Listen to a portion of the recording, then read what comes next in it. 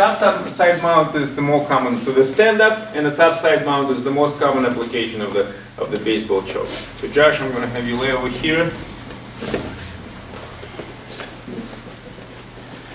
Again, I always start with a palm up grip, if I can help it. So over here, it's natural for me to have the under neck grip anyway. Right? So I got a little bit of it.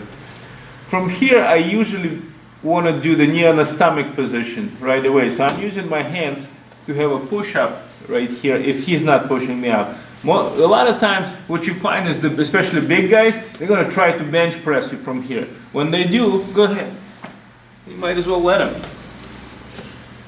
And you do this.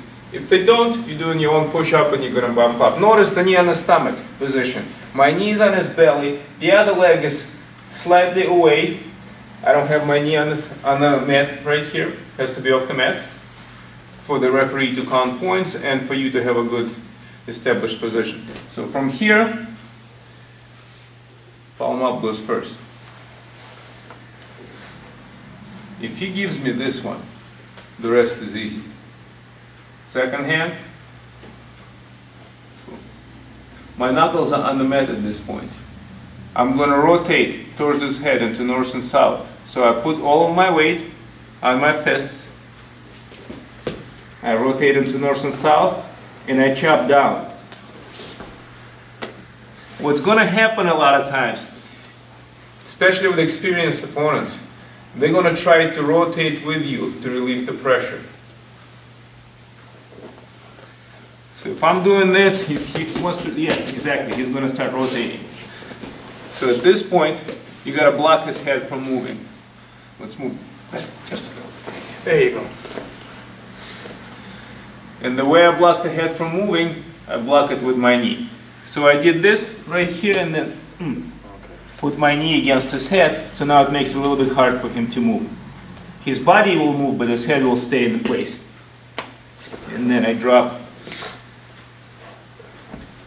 my hands down in a chopping motion. It's like his head is on a chopping block, and I'm trying to chop it off. His head should actually be kind of at an angle, not straight. It depends. It could be in a straight line right here in the north and south. But if you finishing him at this angle, that's fine too. You basically,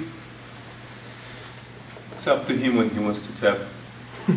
So I got knee on the stomach. I got this hand.